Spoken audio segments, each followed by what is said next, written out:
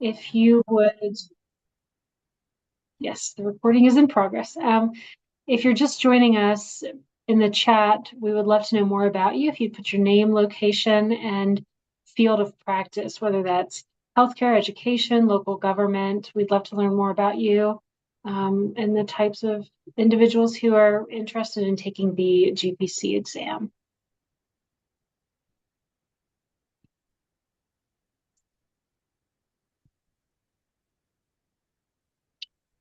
Tammy, would you like to start our polls while we're waiting maybe one more minute? Yes, I would love to. We are in our effort to know a little bit more about you. We have a few polls. So the first one is number of years in the grant profession. So simple question, estimate it, get kind of close. We're not gonna, this isn't a test.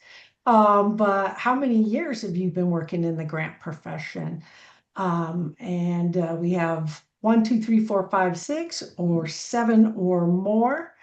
And while we're letting folks in, I'll give people 10 more seconds to kind of do some light math. And then we'll close this one down. We have 5, 4, 3, 2, 1. So ending the poll here.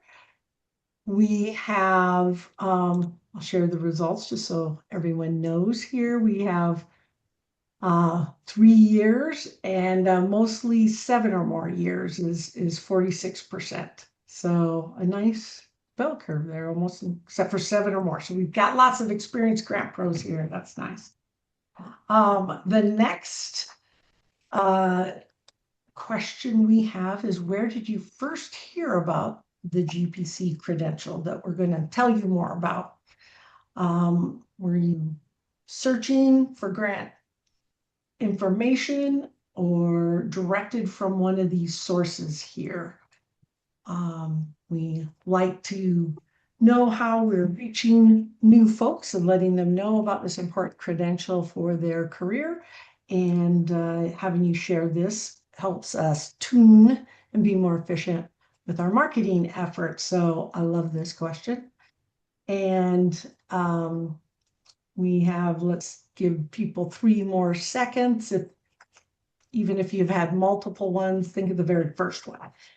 3, 2, 1, and I'll end that poll. And the results are mainly from searching the internet or other. If it's other, please put in what that is. And then also GPA, the professional membership organization, and Grant Zone. Okay, last question is, what is the number of grants? How many successful grant applications have you written? And as we go over eligibility requirements, you'll see why we like to get a pulse on this. Is it less than 5 or 5 or more? This in combination with how many years experience is one of the items that is looked at for eligibility. So you guys are a quick audience. I'll give you 3 more seconds. It's kind of true false, less than 5 or 5 or more. 3, 2, 1, and end the poll.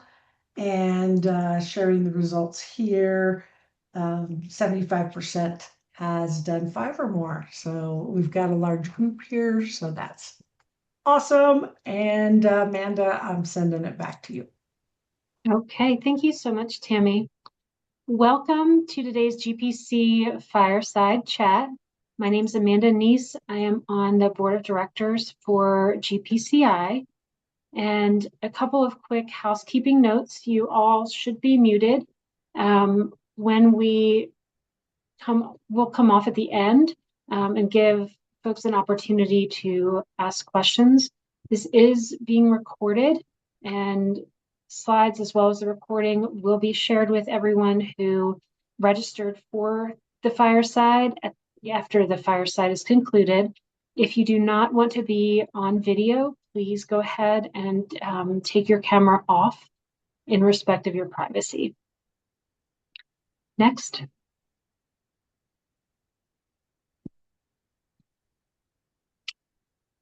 Our firesides would not be possible without the support of our really generous Fireside sponsors. Today's GPC Fireside sponsor is Grant Consulting Services, and we have Valerie Grant here with us. So I'd like for her to provide a little bit of information about her consulting services, as well as share her story about her road to GPC.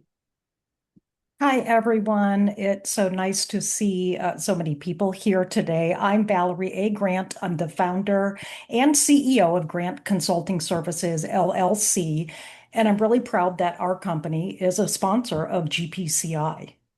So for more than 26 years, and we've been in business that long, our company has centered on helping organizations build stronger and more sustainable grant programs.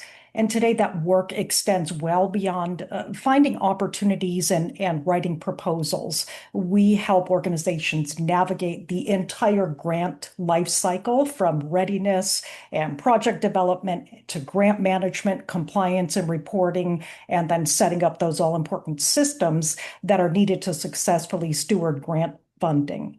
And we also have educational offerings through our Grantegy program, and that's for individuals who are starting out in the field or people who are seasoned professionals that just want to learn something new.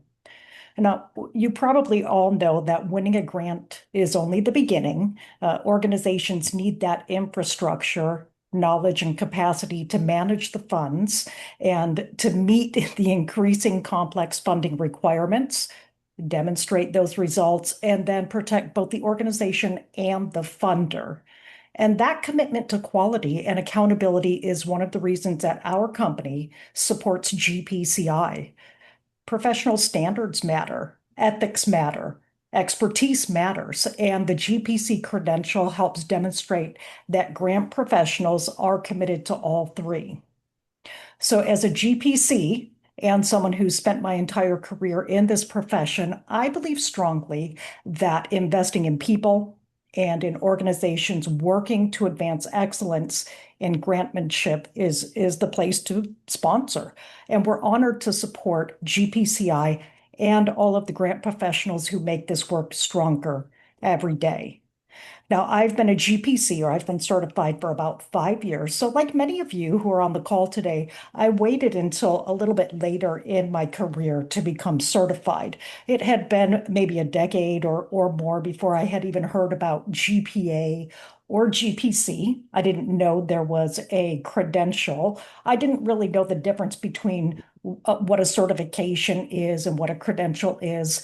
And I didn't think that the GPC would really make a difference in my career.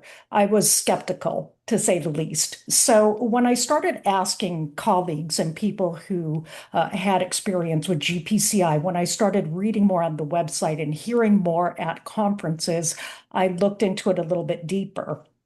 And about 6 or 7 years ago, I was trying to choose my path. Should I continue on in continuing education and get a master's or a doctorate? Should I take the GPC? Should I do something different? And ultimately, through a lot of research, I chose the GPC path.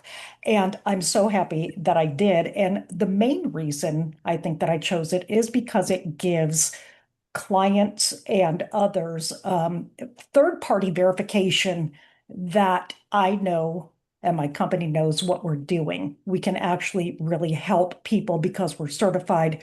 We have the experience to sit for the test and we pass the test and we have the credentials. So in a nutshell, that's why I took it. And ever since taking the GPC, it's opened up a lot more doors for me.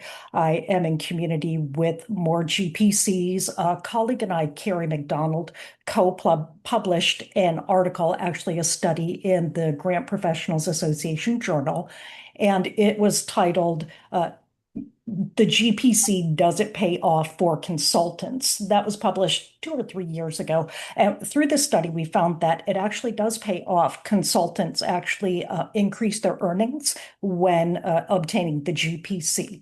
So if increased earnings are motivation for you, I think you're in the right place. But that's part of my story. And I'm so happy to be here with you today. So Tammy, back to you. Thank you so much, Valerie. And Valerie's also a member of our board of directors here at GPCI. I'd love to take a quick moment to allow the rest of our participants, our board members, to introduce themselves and where they're located and their number of years of practice. I'll go ahead and go first. My name is Amanda Neese. Have been a GPC since I think the end of 2024. I've been in the field for 21 years. I waited 19 of those to take the test. I'm not a great test taker. The idea of sitting for such a large exam was intimidating to me. Here to tell you that if you have done this work for a significant portion of your career, you've been successful. This is an exam and a credential based on mastery of the field. So please do not let the exam itself intimidate you. I work in healthcare and hospital grants where I have practiced for the last 21 years. I currently work in New York State and Connecticut. Steve? Yes, thank you. My name is Steve Harrington. I have been a GPC since 2007. I have worked as a grants administrator over 30 years. I've worked state and local government, school districts, nonprofits, even worked for a law firm for a little while. And so, my GPC, I was one of the first people to take it, but it has helped me in my career since that time. It's gotten me promotions. It's even gotten me outside work. I do a little consulting on the side, and that app actually opens the door quicker than not having it. So I highly recommend it for anybody. Thanks, Steve. Jelaine? Hi, everyone. My name is Jelaine Vale Enert, and I have spent my professional career in education. I started doing grants in 2002, working for a performing arts school. And then I moved to higher education, where I've been for the last 24 years. And I am currently at Riverside Community College in southern Minnesota. And I took my GPC exam in 2016, and it was at the direct request of my supervisor at the time. And she used it as a professional development tool for me and asked me to explore national credentials. And so I did my research on all of them and found this one to be the best fit for me. And I'm happy to be on the board. This is my second term on the board with wonderful people. It has helped me not just with my professional development in education, particular higher education.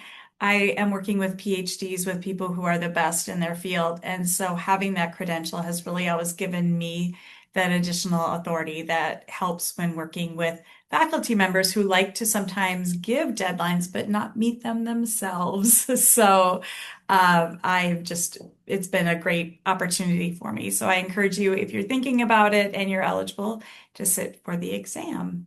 And I'll pass it to Katie. Thanks, Jelaine. My name is Katie Shoemaker. I am the eligibility chair for GPCI, and I sit on the board of directors. So when you send your packet in, it comes to me. So here's the face to the name. I currently live in Myrtle Beach, South Carolina, and I work remotely as an executive director for a nursing college. I earned my GPC in 2017, right at the 3-year mark for the minimum eligibility requirements for Pathway 2. I did that based on some encouragement and mentorship from my local GPA chapter at the time, where I had a fellow member help me put my packet together, review my packet, and then help me prep a little for the exam. This credential has meant a lot for my career. It has meant a lot of vertical mobility with getting promotions, getting raises, and I also do a little consulting on the side. And I've noticed that since I got my GPC in the before times, people were a little hesitant, but in the after times, having the GPC, it gives them that validation, knowing that you know what you're doing, you were tested across the competencies, and that you can be trusted to handle their grant work. So thank you. Happy to be here today. And last but not least, Tammy Telsey, if you wouldn't mind introducing yourself briefly. Tammy is the woman behind the screen. Yes, I served several years as a public member on the board. I'm not a GPC. I work with the board as a marketing consultant now, and I can tell I just have a lot of respect for the professionalism and the grant profession. In fact, although I do marketing and I have a background in computer science and code development, not development, but but I've focused my marketing profession on grant professionals, even because the work you all do and the seriousness with the profession, passion, all of that. So I'm happy to support this webinar and the GPCI board. Thank you so much, Tammy. So you've seen up here, we've just finished our introductions. This is a brief overview of the topics we'll be covering in today's webinar. And Tammy, if you would advance to the next slide. So our mission as GPCI, and GPCI stands for the Grant Professionals Certification Institute, we're really dedicated to advancing the field, measuring and promoting competency and ethical practices within our field. And we accomplish that through identifying grant professionals who display outstanding expertise in ethical practices as measured through the GPC exam, which is a psychometrically valid and reliable assessment tool in practice. Next slide. So there is a difference. I believe Valerie was speaking to this. There is a difference between certificates and certificate programs, credentials, and accreditation programs.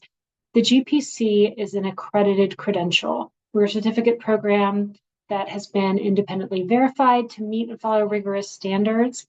Other examples, and you'll see behind my name, I have as well a CRA, which is Certified Research Administrator. That is not an accredited credential. GPC is. And there's some examples down there that show those accredited credentials. Next slide, please. So we are accredited, as I mentioned, by the NCCA, the National Commission for Certifying Agencies. We have been accredited, so the GPC exam has been accredited since 2019. And through that, we're really focused on assessing competency for grant professionals. The exam assesses specific skill sets independent from no matter what your education or your training has been. We are assessing specific skills independent from those as the primary focus of in alignment with the NCCA accreditation. Next slide, please. So I know a lot of us have talked already about the benefits to our employers and why they should support you in taking and sitting for the GPC exam.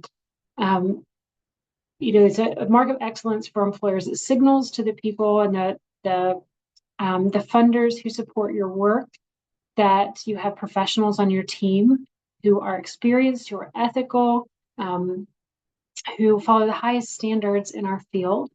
If you are a consultant or work for a consulting company, it really provides assurance for your clients or your firm's clients that the people that they're working with have the experience, the skill set, the track record to really bring them high-level results. This credential is also really respected by peers. So for me, and I operate in Connecticut and New York. In the state of Connecticut, there are only 4 certified GPCs currently. We hope that will change. But we are so proud to say that of those 4, 2 of them are on my team. One of them is me, but the other one's on my team. So we really stand out when we are trying to bid for projects or present our qualifications to external funders. And as I mentioned, that is really valued by funders, particularly those who are working, smaller foundations, larger foundations, individuals who are looking to fund work done by ethical, competent professionals. Next slide, please. We also really endorse the GPC exam as a way to elevate our profession. For a long time, grant professionals weren't even included in the Labor Bureau's evaluation of professions. It was not really considered a profession. It was considered under the guise of writers, which covers a large subsection of the population and potential careers in writing. And so GPC has helped advance and elevate the grant profession, set it apart from general writing careers, and really setting the standard for professionalism and competence. Again, increasing demand and recognition and respect in the nonprofit sector for grant professionals and our field, and leading to advanced and improved compensation. I think most of us saw an increase in our salaries after taking, or an increase in our roles and promotion after taking and achieving the GPC credential. And that then contributes to pushing the profession forward in terms of pay scale. And so that's another reason why the GPC exam means so much to us. It also enhances our profession's reputation, trust, and credibility. So I'm going to hand it forward to Katie now for registration and testing process. Thanks, Amanda. Okay, so you're here obviously because you are interested in sitting for the GPC exam. To do so, we have a pretty preset process that you need to follow in order to make sure that you're doing it correctly. So I'm going to give you a high-level overview and then we'll kind of dive into some of the components. So the first thing is you're going to go to our website, which Jelaine put some links in the chat for you that will make it easier, and complete the 5-minute eligibility survey. If you are eligible, at the end of the survey, it will direct you to a link to pay your registration fee. You must pay your registration fee for registering for the exam before you submit your eligibility packet. However, I will take a moment here to pause. Once you pay that registration fee, you only have 90 calendar days to submit your eligibility packet. So a word from the wise, don't register and pay that fee until you feel like your packet is ready to be submitted. As the eligibility chair, I see a lot of packets that come through that they paid 89 days ago and submitted on day 90, and the packet wasn't complete. And I had to return the packet back to the person submitting it. And then by that point, it was late, and we do charge an administration fee after that. It's $150 additional after those 90 days. So complete the survey, pay your fee when you're ready to submit your packet would be my advice. Then you're going to submit the eligibility packet per our instructions on our website and in our template, and then you'll take the exam. Next slide.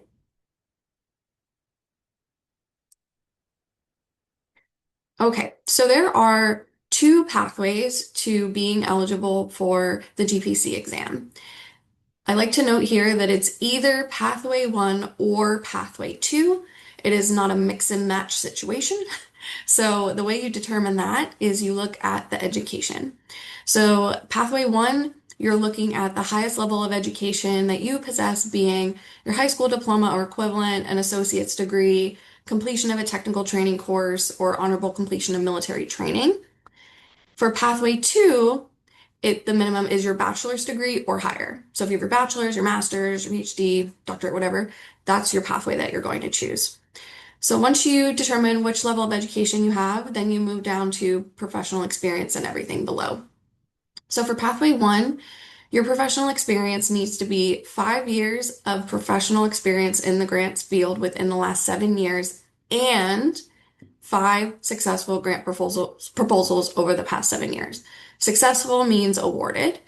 Successful also means that you were involved at some point during that process. So whether it be you were the grant researcher, the grant writer, the grant manager, the budget developer, anything kind of in that grant ecosystem, that counts towards that eligibility criteria. For pathway two, the years of experience is 3 years within the last 5 years, and again, 5 successful grant proposals over the last 7 years. So the main differentiator there in your professional experience is pathway one is 5 years, pathway two is 3 years. I'll pause there just to note that the education and professional experience categories are your all or nothing categories. If you do not meet those two things, starting out at the top, you will not pass eligibility. So people get really confused with this, thinking that, oh, well, maybe if they have, more points in another category that would make up for that. But for education and professional experience, those are the minimum requirements you need to pass eligibility. Going down for the continuing education and community involvement categories, these are the categories that you don't need to max out on the points necessarily. So your continuing education, think of it as your professional development, your webinars, your conferences, your trainings, anything in that space that relates to one or more of GPCI's competencies, which I believe Jillian put a link for in the chat, will count in this section.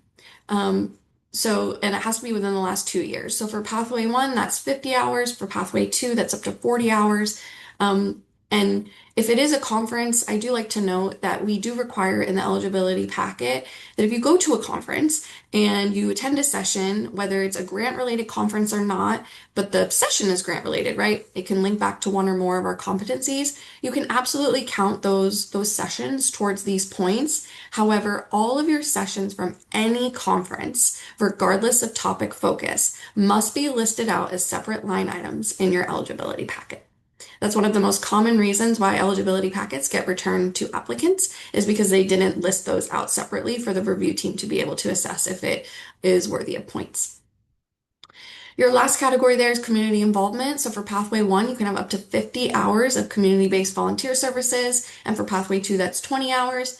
The really cool part about that category is that these don't have to be grant related. So if you volunteer with your church, your animal group, local animal rescue groups, your kids, I don't know, groups, whatever it is that you're contributing back to community involvement can be counted here. And really what I see typically come through in packets are, people have maybe some points in continuing education and some points in community involvement, or vice versa, or all points in continuing education and none in community involvement. So really those last two categories are really customizable to you and what you're doing in your practice, in your community, and how you're developing in your professional education. The other thing I like to share with people is that you only need 120 points out of 170 total possible points to pass eligibility. You don't get anything extra or cool from me if you max out at 170. I'm over here giving you a nice thumbs up, and that's about it. You really only need 120 points. I say this because GPCI audits 10% of all eligibility packets submitted. What this means is that anything you list in your packet, from your education to your professional experience to continuing education and community involvement, you need to have backup documentation saved somewhere where you save your files that should your packet get pulled for audit, you're able to provide those documents back to GPCI within 10 calendar days. So what this looks like for your education would be, a copy of your degree or your transcript, right? Which you're putting in your packet anyway, but you should also have that saved in your files. For your professional experience, you would be asked to provide the names of your HR people or phone numbers of them that we can contact to verify that you did in fact work for that employer or those clients or whatever.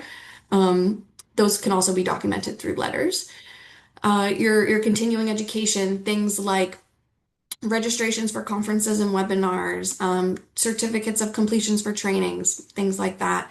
And then community involvement, I most often see people asking for letters from whomever they volunteered with, just saying that, this applicant did provide those hours. So regardless of if you get pulled for audit or not, you do need to keep all of that documentation should GPCI request it. Next slide, please. Oh, can we stop for 1 second, Katie? Sorry to interrupt you. We do have somebody asked, it's okay if I don't have the professional experience, but I have the 120 without it. So I wanted you to clarify that. No, so the professional experience and education are the minimum requirements to pass eligibility. You must have, so if you're in pathway one, you must have the 5 years. If you're in pathway two, you must at least have the 3 years. And then the education are pretty self-explanatory there. And the reasoning behind this is that this is not an exam that you should be studying for. And I know everybody probably just clenched their jaw when I said that. But it's the truth.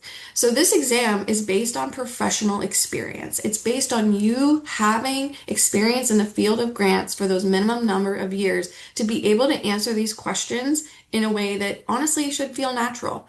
Even if you do worry about test taking, when you're reading through these questions and you're answering them, they should be things that you've encountered in your career based on your experience. So that's why we have those minimum professional experience thresholds. So if you don't have the 5 or the 3 years, it's still good you're here, you're learning what you need. I did something really similar in my career where I didn't like I started prepping for the GPC before I hit the 3 year mark because I knew I was going to have to compile these things. I knew what I was going to have to do. But yeah, if you don't have the education and professional experience, but you do have, right, like this person probably has continuing education and community involvement, unfortunately, you need those minimum thresholds. Jillian, did that answer your question? The question? Yeah. And I'll go back through the chat and I'll answer individual Yeah, questions we'll in come the back meantime to as some well. other ones. I just wanted to Mhm. clarify Yeah. that one right away. Yeah. Thank you. So we have a candidate's guide on our website as well as the eligibility packet template that you will need to use to put together your packet. We have the packet options in both Adobe and Word now. The Word version is much easier to use. And the template gives you, as well as a candidate guide, but the template gives you a step-by-step instructions on how to fill out your eligibility packet. You must, and I want to make this clear, must use the template. Use the template, follow the instructions, pretend like it's a grant proposal. That's how I find it's the easiest to get through it. And if you have questions as you're going through it, you can absolutely reach out to us. But when the packets come through, when you submit your packet, they come to me first. I do an admin screen of them to make sure that you have everything you need in the packet, and then they get sent onto a review team that scores all of these packets separate of myself. So I have to make sure that everything in your packet meets all of our standards per the candidate's guide and the template. So using those documents that we provide you makes the process much more seamless for you and for us, and it helps us get through the scoring of your packet quicker, so then you can sit for the exam. Um, and then, yeah, once you look through the packet, submit your eligibility packet per the guide and the templates. And then we also have sample multiple choice questions in the candidate guide, which is really nice because you can see they're not the questions from the exam, but they are samples that we provide to you. So back to who's ever doing the exam part. Back to Steve. Steve, are you back? Yeah, I'm back. I'm sorry.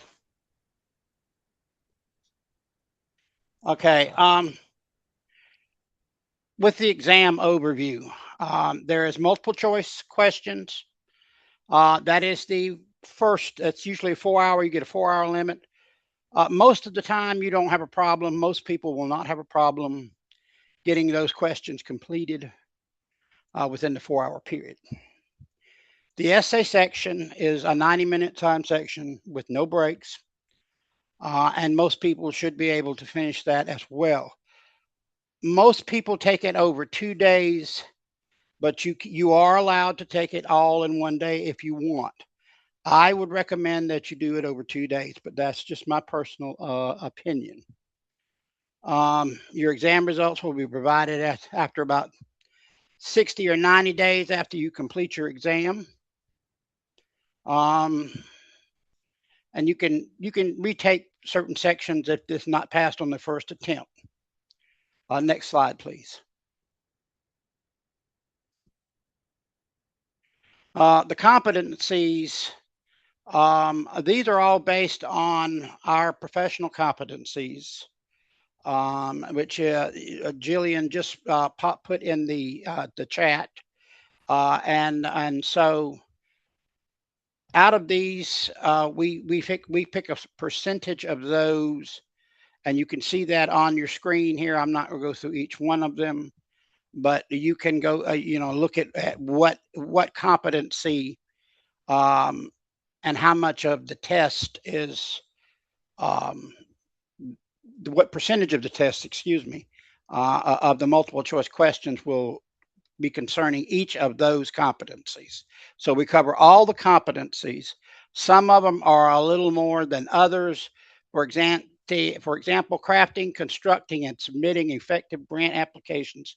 That's almost a quarter of the multiple choice questions. So it's questions concerning that. Whereas we don't put as many questions in practices and services that raise the level of the professionalism of the grants profession. That's only 6%. And so there's different, we weigh the competencies a little differently throughout the test. But that's done so that we can make sure that the person that passes this test has the competency, that's what this means, the competency to write and effectively manage grant programs. Next slide, please. In the writing competencies, you have, like I said, that's broken up by different amounts. Making a persuasive written argument, 34%. Down to the use of information provided at 12%, and following formatting guidelines at 4%. Okay, and so you take those, you work with those, you do the writing. The writing, to me, when I took the test, it was not.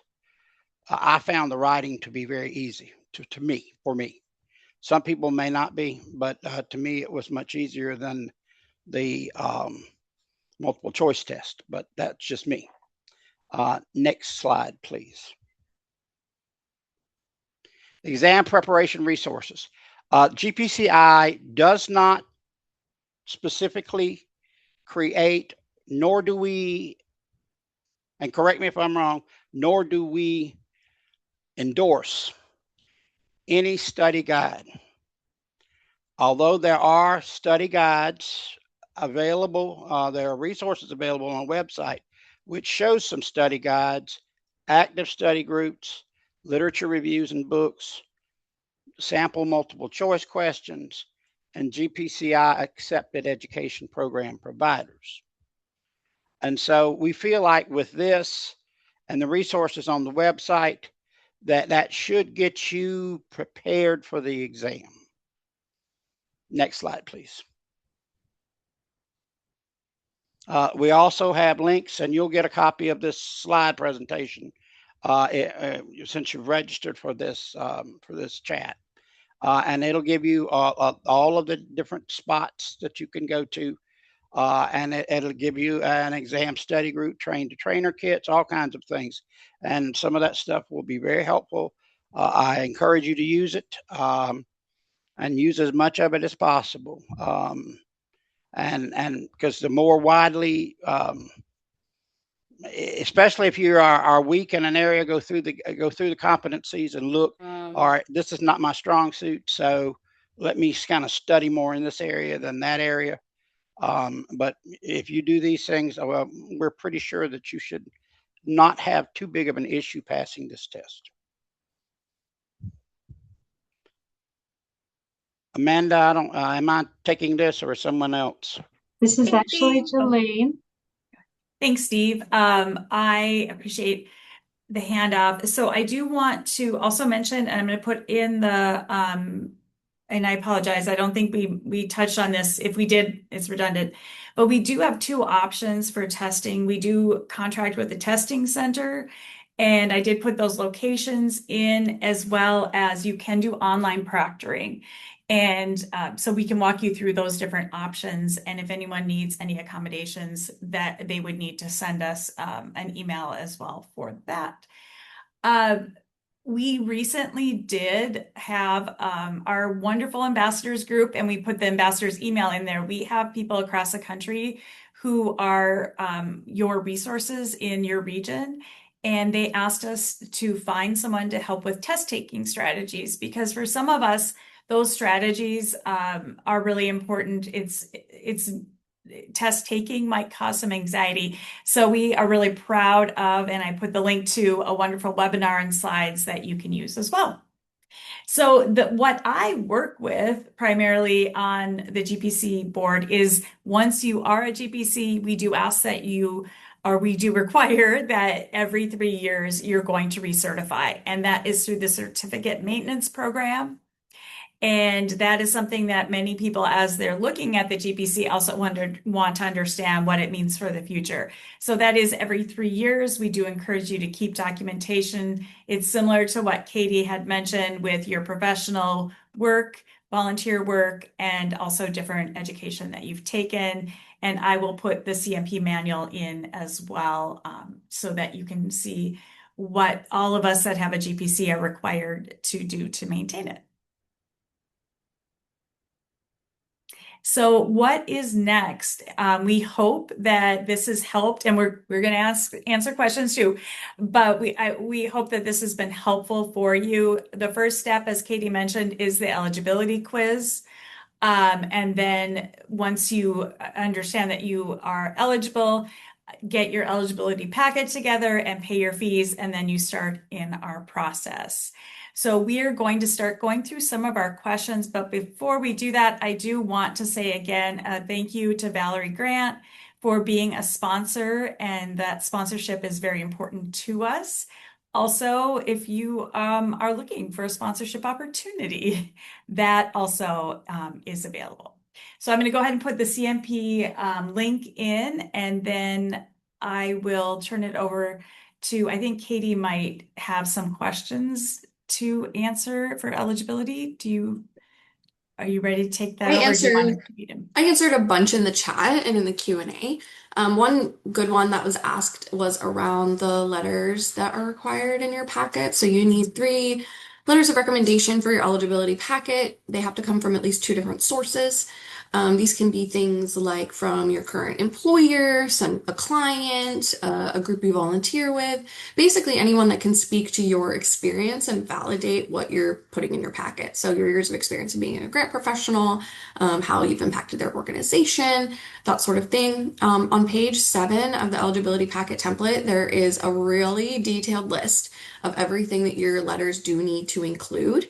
I will say the other really common thing we see is people having the authors of their letters send them directly to me.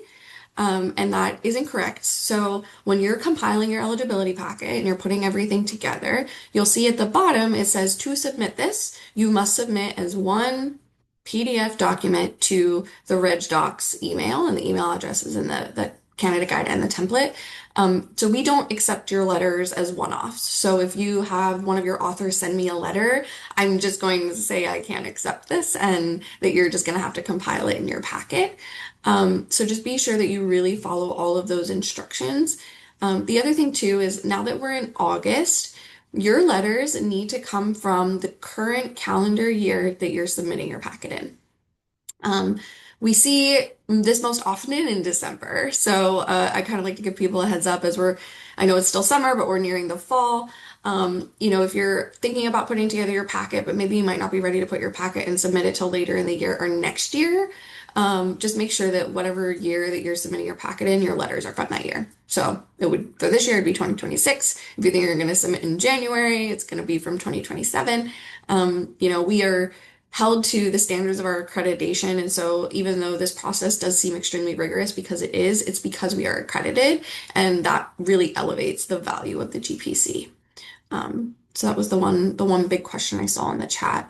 The other thing I'm also seeing as the eligibility chair, and this is just like a word to the wise, sometimes I get packets that when I click them and I open them, Adobe like kind of has a little spat.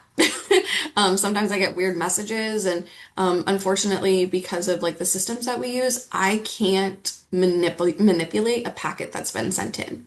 So be sure that before you're, sending your packet to me, that you're making sure that you can click it, and that when you click it, it doesn't like open up a weird notification or require me to download like a binder or anything like that. My biggest piece of advice there with Adobe is if you're using the Word template, just do a print to PDF and save it out like that, and it should send to me just fine. For Adobe itself, sometimes that system can glitch when you're like filling it out. So just like make sure that you can see all of your text and stuff that's in there. And then again, if you print a PDF usually and you save it out that way, I can open it. Just don't do anything funky with Adobe because your packet will be returned to you. And the other thing that none of the other board members mentioned is that we are all volunteers. So none of us get paid to do this. We do this out of the love and kindness and passion that we have for the grant profession and for all of you. And so when you're reaching out via email, when you're submitting your packets or you're asking questions, just give us a little bit of grace. We all work full time and sometimes multiple jobs in the field. And so we're kind of doing this, as we can. And I check the email at least 3 times a week. So, but sometimes if you don't hear back from me right away, that's just the lag in communication. So have a little bit of grace and patience for us. Um, Someone just put in the chat, can you review the requirement again for the 40 hours of professional practice or continuing education hours? Yeah. So it's less of a requirement and more of you can list up to 40 hours, 40 points. I believe that's for pathway 2, for professional practice, continuing education. So people confuse this between so this category is like professional development. This is not your employment. So this is trainings, webinars, like GPA is a great example. The Grant Professionals Association has a wealth of access to webinars and resources and trainings that you can take and list in your packet for points in that section. Conferences are also eligible. You just have to make sure that the sessions you're attending relate to one or more of the GPCI competencies and that you can explain that in your packet as separate line items for the sessions that you attend. I hope that helps answer that question. The ratio of complete packets received and the number of people who pass the test. I very rarely get packets that aren't eligible. So, and that's really by design of the system. So if you take this survey and you're not eligible, it won't like let you pay for the exam, and it won't let you submit your packet. And if you try to go beyond that system and you submit a packet to us that's not eligible and you've already paid, we don't institute refunds at all. So I would just say like make sure you're really eligible for that. I don't know our exam rate. Jillian, do you know the exam pass rate off the top of your head? I just put it I put our annual report link in, and it looks like we have in 2025, it was 95.7% pass rate. 2024 was 81.73. Okay. Just a reminder, you're not eligible to sit for this unless you have the professional experience. And so that we believe contributes to that pass rate. So that might seem like a high pass rate, but we also make sure that you're well versed in grants before you sit for this. I think as well, we are the only exam that I'm aware of in our profession that does have the written component.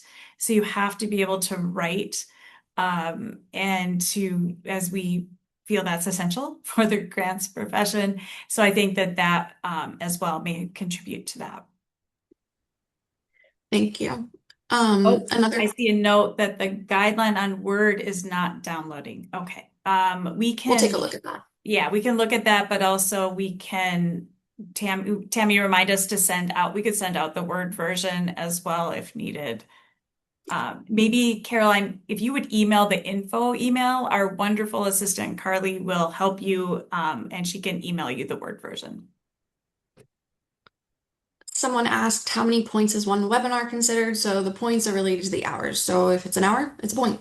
If it's a half hour, it's a half point. If it's 4 hours is 4 points. And that's all really detailed in the packet for you as well. You do not have to have an active membership at the Grant Professionals Association to apply to take the exam. We are a separate organization from GPA, and while we partner with them, right, to support all of the grant professionals, that's not a requirement. We have one rate for everyone. Let's see. Grant writing volunteer hours. So you don't have to volunteer as a grant writer as part of the eligibility. You can claim those hours in the volunteer section if you would like to get points. I hope that answers that question. If it doesn't, chat me and I can answer it more fully. Jillian, do you know the answer to this one? Are there specified exam writing windows similar to the CFRE? I believe that that is, and Sharon, correct me if I'm wrong. I think that with other exams, there are certain time periods when you sit for the exam. Is that what the question is related to? If that is, we do not, we operate on an ongoing basis. And once you receive your voucher, then you work with Criterion to set up either your home, or I'm sorry, remote proctoring, which could be in your home, or you go to a testing center. And I am not sure if any of my colleagues on the call today have gone to did the remote. I know we've had past board members that did remote proctoring. Valerie did. I went to a testing center, and for me, it was I am operate in rural communities, and so I had to travel a couple hours to my testing center, and so I did do both of those in one day. Again, personal preference on those, whatever you're most comfortable with, and if people have specific questions, Valerie can address the proctoring remotely as well.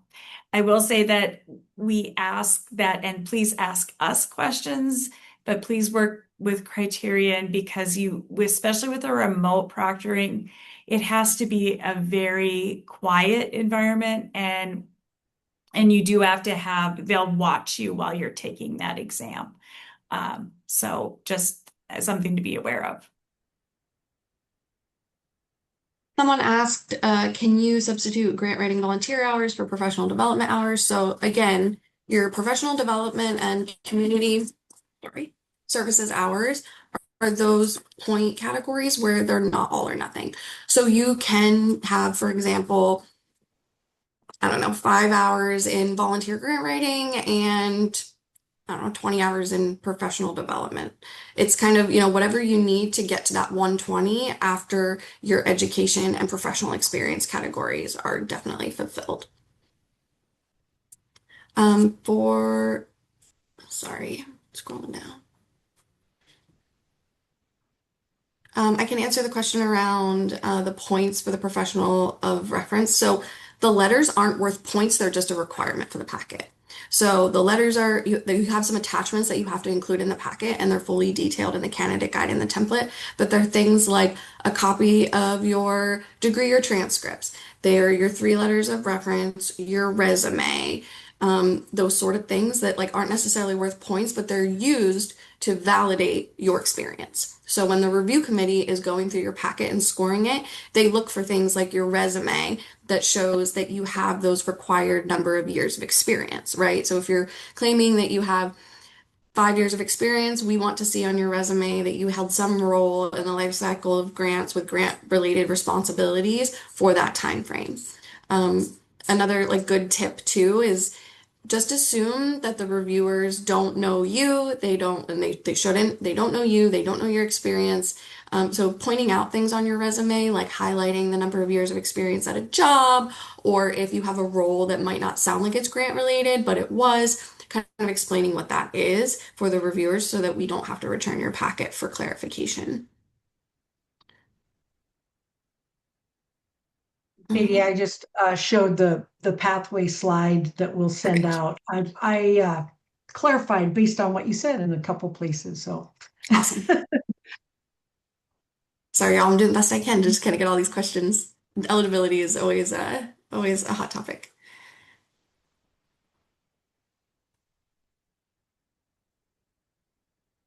I can answer a couple of these in the chat too, because they're individual. And I'm including there's a question on if you don't pass one area of it, and I'm going to put our fees again in here. To retake the full GPC exam, it is the initial exam fee of $639, and that would be the same if you have to retake the entire exam. Otherwise, for a portion only, it's $320 to retake.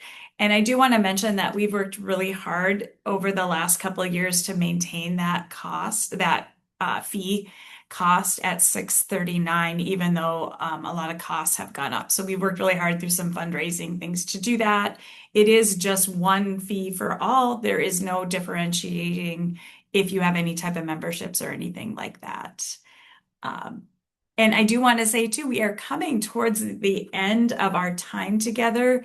And so we can stay on for a couple minutes if people have specific questions that didn't get addressed.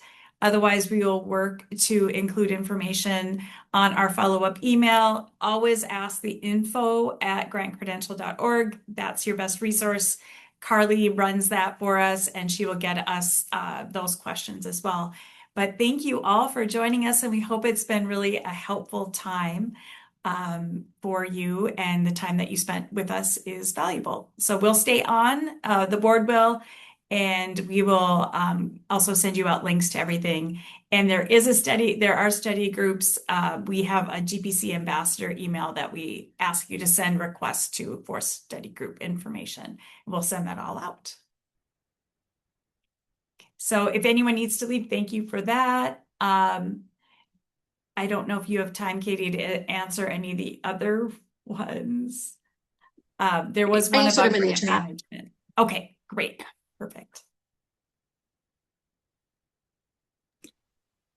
Someone wants me to reiterate the successful proposal requirement again. So you must have at least 5 successful, which means awarded, grant proposals in the last 5 years. And I've gotten a bunch of questions today on like what that means and where you kind of have a hand in it. Basically, as long as you had some involvement in the full life cycle of the grant, right? It could have been the researcher, the writer, the manager, the budget developer, the really anything that touches on any of our competencies, that counts. We would also count, someone had asked, the organization had a grant that was technically awarded from 2023 to 2026 or something. They came in 2024 and they managed that grant. That would count. So just because the grant was awarded in 2023, but it's still going through 2026, right? Or whatever it is, and you had a hand in that, that's within that time frame as well. And we're asking that you'll see it in the template, but it's asking for things like who the organization that was awarded the grant was, who awarded the grant, so the grantor, the amount, the project it was for, and when. So it would have all that detail, and then what you would keep in your backup documentation would just be proof of that. So an award letter would be justification, even reporting, honestly, if you have a report that shows the detail of what that grant award looked like, an email from the funder. I've even seen things like a screenshot of like the Federal Register that shows like the organization, the amount awarded, when it was awarded, that sort of thing. That would count as well. What I'll say with the audit is it sounds super scary, but it's not. It's really not. When you are chosen for audit, you work directly with me. I provide everything that like in a very OCD style table that tells you exactly what you need to provide to me and by when. And I'm available for questions throughout the whole process. So it's not like I'm coming in and, I'm going to take over your packet or anything scary like that. Like I'm actually very nice and I'm happy to help you kind of work through that as you need.